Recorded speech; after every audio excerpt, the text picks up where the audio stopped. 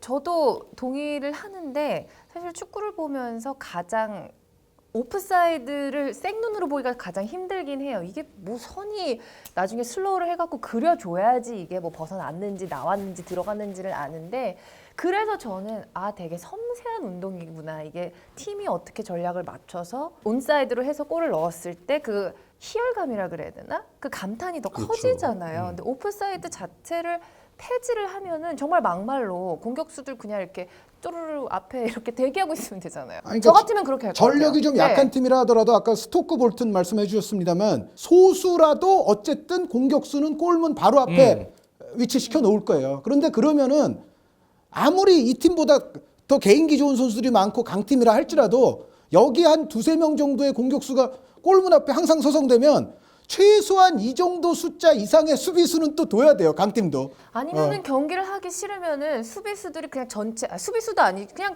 팀 전원이 골대 앞에 이렇게 촘촘하게 서 있으면 되잖아요. 그러니까 그렇잖아요. 오히려 키퍼는요. 네. 그렇게 되면요. 촘촘하게 서 있으면 키퍼는 최용만 같은 선수가 있어야 돼요.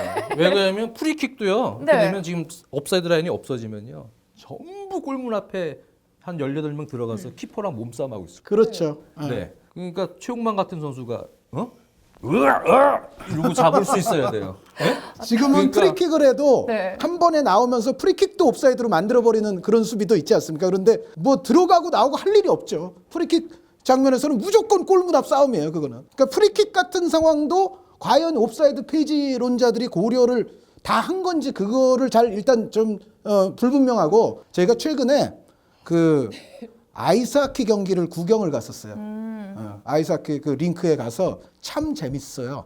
정말로. 그리고 아이스하키가 이 부분 전술적으로는 그 필드 하키도 그렇습니다만 축구와 비슷한 게 굉장히 많아요. 그러니까 2대1 상황, 뭐 3대1 상황, 3대2 상황 뭐 이런 데서의 부분 전술이라든가 또 골문 앞에서 수비가 공간 잡고 이런 거를 보면은 상당히 또 축구 같은 어떤 블록 형성도 하고 재밌어요. 그리고 아이스하키 얼마나 빠릅니까? 근데 요게 옵사이드 같은 게 있는 건 아니거든요. 아이스하키가. 그런데 굉장히 재밌어요. 그리고 제가 작년에 풋살 월드컵을 또 중계를 했었는데, 이 풋살 하면은 이 규칙 숙지부터 막 할 게 굉장히 많아요. 그러니까 축구와는 규칙이 다른 게 너무 많기 때문에, 예를 들어 그 농구처럼 6반칙부터는 벽 안 세우는 세컨 페널티를 주기도 하고, 페널티보다 조금 더 먼 거리에서, 그리고 그 핸드볼 아이스하키처럼 그 2분 퇴장도 있어요. 그 풋살이. 그리고 아이스하키에서 파워 플레이라는 게 있는데 풋살은 그것도 있습니다. 그러니까 뭐냐면은 골키퍼를 나중에 필드 플레이어로 바꿔가지고 아예 이 선수를 상대 진영에만 머무르게 하면서 계속 볼 점유하면서 이제 공격하는 이제 풋살이, 그런 어떻게 보면 풋살은 농구적인 룰도 있고 아이스하키적인 룰도 있고 핸드볼적인 룰도 있어요. 근데 제가 왜 아이스하키 구경한 경험과 그 풋살 월드컵 말씀을 드리냐면 굉장히 재밌어요, 둘 다. 아이스하키도 정말 재밌고 풋살도 정말 앞으로 좀 눈여겨보시면은 정말 이 매력을 느끼실 수가 있을 텐데, 그런데 문제는 이 두 가지의 공통점은 축구장보다 좁은 데서 하는 거예요. 네. 축구장보다 좁은 데서 옵사이드 그런 거 구애받지 않고 하면은 매우 재밌는 종목들이 있어요. 실제로.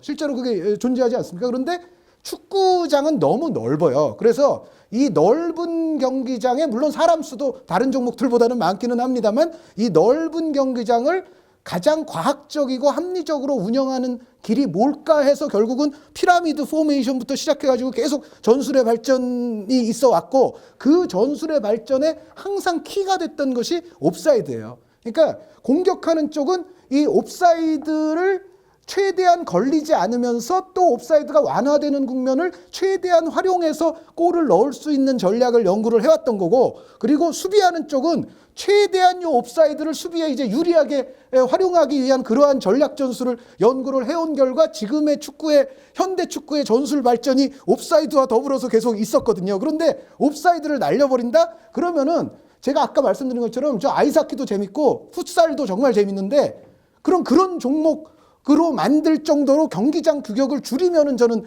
찬성할 수 있어요.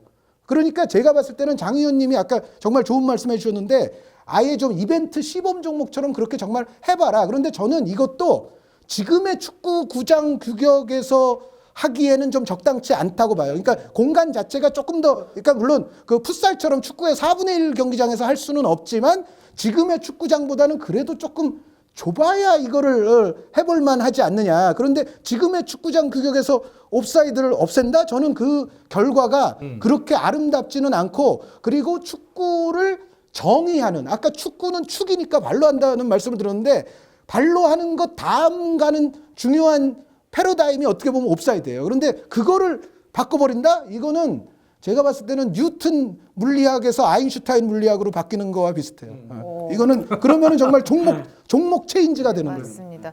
저 이 두 분뿐만 아니라 많은 분들이 만약에 오프사이드를 폐지를 하면은 일단 우리가 지금 알고 있는 축구와는 확연히 다른 그런 종목이 될 것이다라는 약간 공통된 의견이었습니다. 그러니까 제가 한마디만 네. 좀 덧붙이고 싶은데요. 우리가 흔히 하는 이렇게 세기일주 하는 게임 있잖아요. 어릴 때부터 하던 B로 시작하는 게임. 네, 무슨 무슨 말. 알았어요. 네. 네. 지금 잘 팔려요. 지금도 잘 되고 지금도 그 게임을 전 세계적으로 많이 즐깁니다.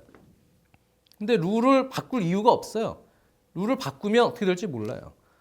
PC도 마찬가지고 온라인에 있는 게임도 그렇고 과거에 있었던 뭐 채팅 사이트도 그렇고 괜히 잘 나가고 있는데 정책이나 뭐 어떤 패턴을 바꿨다가 그냥 망하는 회사도 있고요. 예, 알아들었어요. 네, 그러니까 지금 축구라는 종목의 속성을 봤을 때 전 세계적으로 뭐 마케팅적인 속성, 여러 속성을 봤을 때 이거는 굳이 건드릴 필요가 없다고 저는 보여져요. 네. 네. 그거를 왜 건드리려고 하느냐? 지금 아직 건드릴 단계가 아니다.